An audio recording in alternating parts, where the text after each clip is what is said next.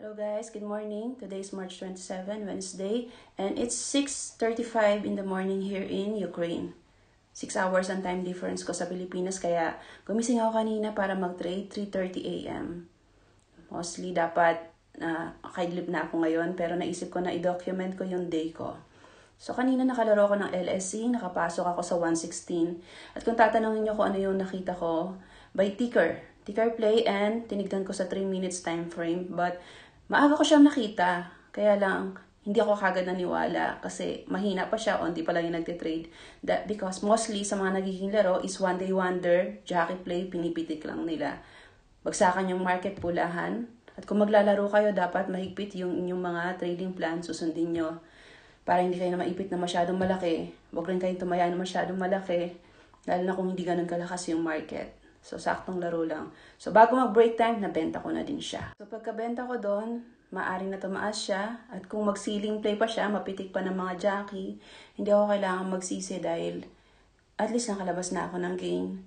Hindi naman tayo lagi magkakaroon ng 7 or 8% gain in a day, di ba? Nabibigyan ka ng bangko na 8% in a week, wala namang ganon. So, magpasalamat na lang tayo, be grateful na kumita tayo dun sa mga laro. At sana huwag tayo may ipit. Lalo na pag malaki yung tanga mo, maipit ka, masakit yun. So, be careful.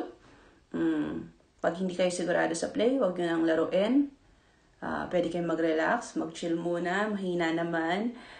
Yung mga laro na yan is normally, maya-maya after the market, meron na sila ang tinatawag na love letter. What is love letter? Ito yung galing sa PSE. Bibigyan sila ng letter na bakit tumaas yung stock nyo, tapos sasabihin nila, hindi namin alam yun. Yung pwede nyong i-take away sa video na to, that is jockey play, basura play. Okay? Mostly one day wonder ang stocks ngayon, lalo na bagsakan. Gain ngayon, bukas wala na. Bagsak na. So, tatlo na yon, alam nyo na. Tapos, pag ganyang unusual price movement, nagkakaroon sila ng PSE disclosure or PSE love letter na tinatawag natin in traders lengua. Okay. So, paano ko nakita yon? 3 minutes time frame and ticker. Naging mabilis siya, maraming nagtitrade. So, that is a jockey play. And dapat lagi kayo merong trading plan at sundin natin yon.